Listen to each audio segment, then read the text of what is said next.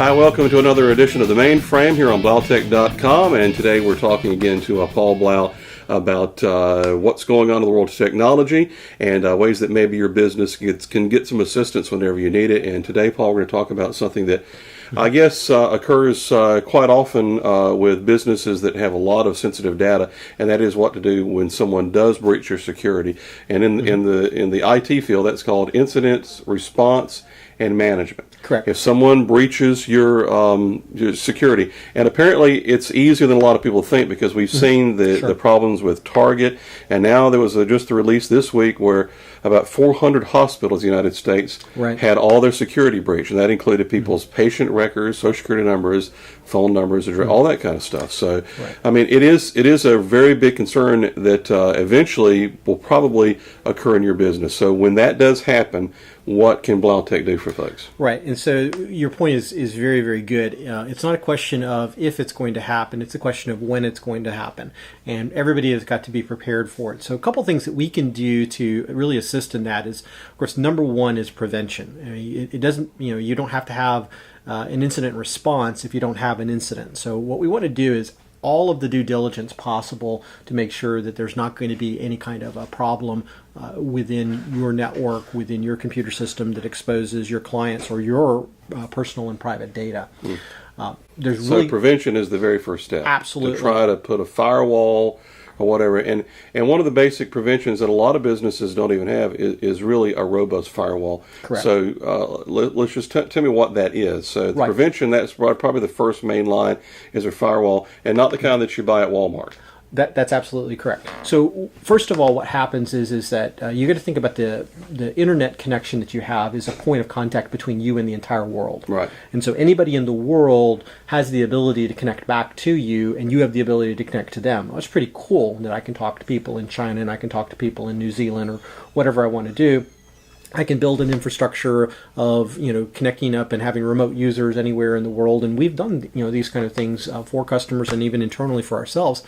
But the corollary to that is that if you're not careful, you can let people that are not authorized into your system as well. And there are several different ways that it happens.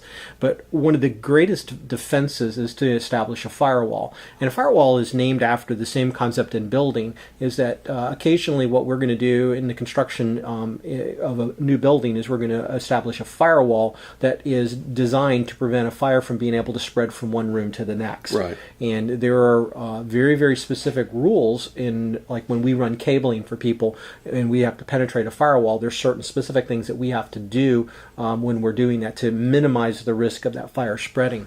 Well, and you guys have a vault here at Blautech for all your sensitive servers and data. Right. It's in a fireproof room. Right, yeah. So that's kind of the idea. Yeah, exactly. It's putting it into a container. Well, when we talk about a firewall for a business between them and the internet, we're talking about creating a wall of protection that prevents the bad guys from getting in, but still allows you to get out. And what we do typically, a well-designed and well-managed firewall, is we'll punch holes only when we need to through that, and then we'll put in the appropriate protections along that line. So again, as you mentioned, you go to a standard store and get a commercial grade router. Is usually, they don't even call them firewalls usually in those stores. You get a commercial grade router, Linksys, Netgear, those kind of guys that will allow you to share your internet connection with multiple people in your company or at your home even. That doesn't do any real security analysis. So when we open up those holes, there's not anything that's looking at what traffic is then coming through that hole.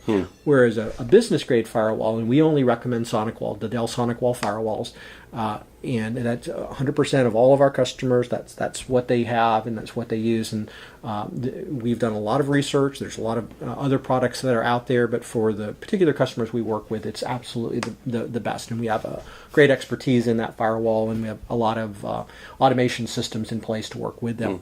But what it does is it lets us to make sure that anything that comes through there is analyzed. And so I open up a hole to allow web traffic to come into a web server you have on site that you want to have people be able to get to. Well, I can actually inspect the traffic that's coming in to that and make sure that it's not rogue traffic, and we can create rules For instance, one of the rules that we're invoking here is to deny access to, say, like China and various other places. A lot of hacking attacks come from China and Korea, and well, I don't really have any customers in China or Korea, so blocking blocking that information, is not a bad idea. But then even traffic that is coming in, we're analyzing it. We're running it through antivirus and anti-malware analysis. We're checking to make sure that there's no rogue devices in there. So it's one piece of a large prevention strategy, and that prevention piece of managing any type of intrusion or an incident, which is once an intrusion has happened, is you're right. It's the very first step. All right. So we got all this stuff in place. And every now and then, it's obvious from some of the breaches we've seen in the national press, it's obvious that even with the greatest firewall and the greatest antivirus, people can still somehow get through. So when that does occur, your clients call you up on the telephone and they say, we got here this morning and we can't turn our computers on or we can't do whatever.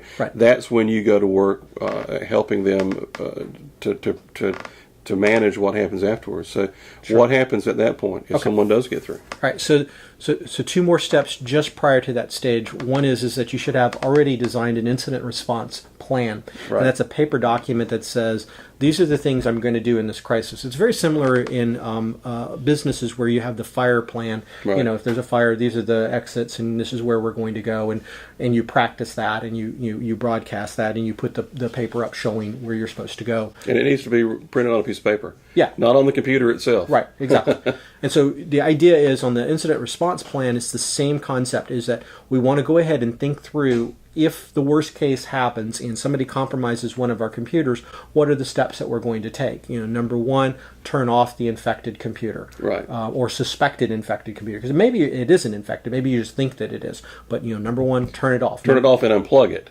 Yeah, exactly. From the wall. Yeah, because a lot of times people think that it's turned off, and it's really not. Laptops in particular, they may think they've turned it off, and really it's still broadcasting. So yeah, absolutely. Make sure it's physically off. Maybe number two then is to call somebody like us and say, I'm concerned about this computer. This is what happened. Here's the situation. We had a suspicious email. I clicked on it before I thought about it. Then something weird happened on my computer. Now I'm scared. Or, we found out from a customer that some information is now available online about them, and we're afraid that it came from us. So then you're going to be, you're activating that plan. You've already kind of thought through it. You're calling us. We're getting involved at that particular point. We've done all the protection up in front to do that. We've got a plan. Now we start working that plan, and we isolate the equipment. Now the other piece to that too is that ideally what you want to do is you want to have somebody kind of monitoring this. Now, again, there's no guarantees that you can protect against every situation, and even with monitoring, things can happen. But what you want to do is you don't bury your head in the sand and pretend it's not going to happen. It's happening to smaller and smaller retailers all of the time.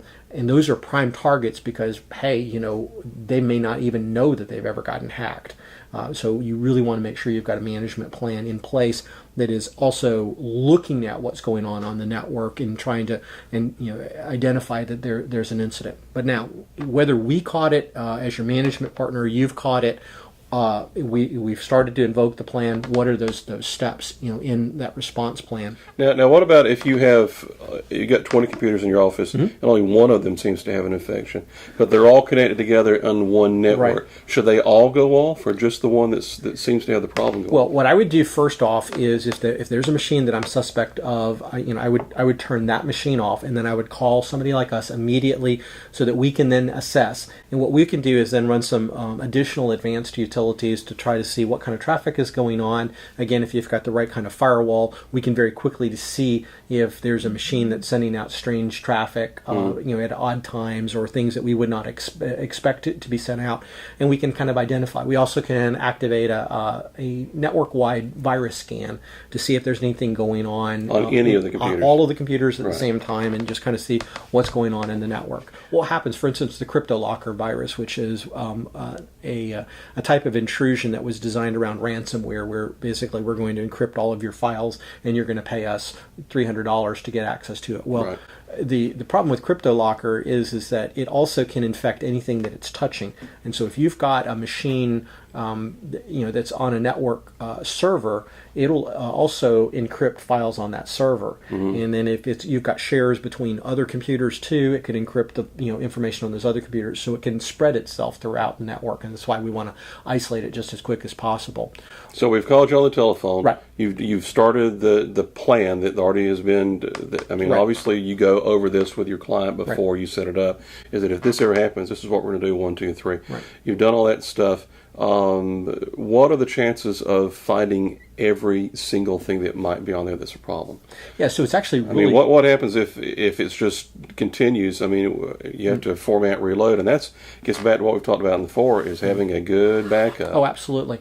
Like in the case of CryptoLocker, again, as an example, one of the best response plans to CryptoLocker is to do a restore of the files that have been infected, and that completely defeats CryptoLocker at that point.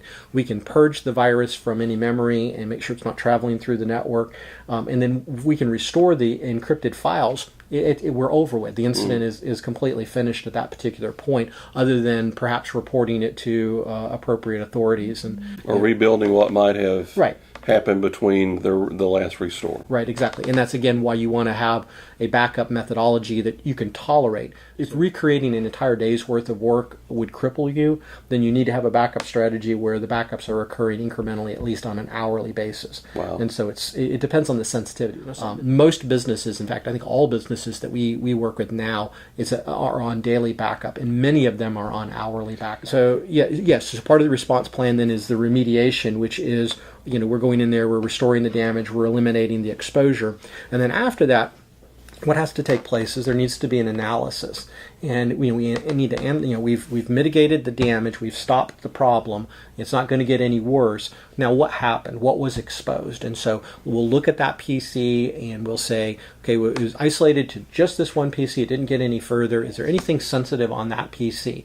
No, there's nothing on that PC that puts anybody at risk. Well, then, other than trying to figure out how this happened at first and then putting in a plan to make sure it doesn't happen again, because almost assuredly nowadays, if you're following our script for protecting yourself, you did it to yourself. You infected yourself despite everybody's best efforts. Right. You did something that you really should not have done, and you probably were warned several times, and you just kind of, I'm going to do that or anyways. just a mistake. A exactly. lot of times it's real easy to click on something just by mistake. So Right. that does occur. Well, yeah, we call it mouse stutter, where you meant to click on one and you clicked on the other. Sure. Other, and It's like hitting reply all when you meant to hit reply. yeah, that exactly. happens. So. It does. So what we want to do is we want to look at from a standpoint of what do we do? Is it a user training issue that we need to work with those users on? Is there an additional piece of protection that needed to be put in place above and beyond? And then you're going to do the assessment of any damage. Is there, if client information was affected by it, or your personal information? We've got to see about resetting passwords, resetting bank account information, and perhaps if you're a regulated business, you've got to report this to someone. So like all healthcare, if they have this type of infestation, should be reporting it to CMS. And when they report that, almost assuredly they're going to get audited. And almost assuredly that audit is going to result in some type of financial penalty to them. So it goes back full circle to prevention is the big thing that needs to be done. Now, I know some people listening are going to say, well, I just won't report it. Well, now there's a much bigger issue at that point, because if you get caught not reporting it, now you could face criminal charges. And so not a good Big idea. fine. Yeah. Hand me the card you got over there on your desk about the Free Network security audit. This is where it starts, right here. And I guess you can see this. But if you've got one of these in the mail from Blautech, or if you haven't, this is what they'll do for you. You guys will come out and actually give people a free security audit to see if their network is secure. Right. And it won't cost you anything. So if you haven't done that yet, take advantage of this special offer and send Paul an email or give him a call at blautech.com. You can find all that contact information on the website, blautech.com. And we thank you for watching another edition of The Mainframe.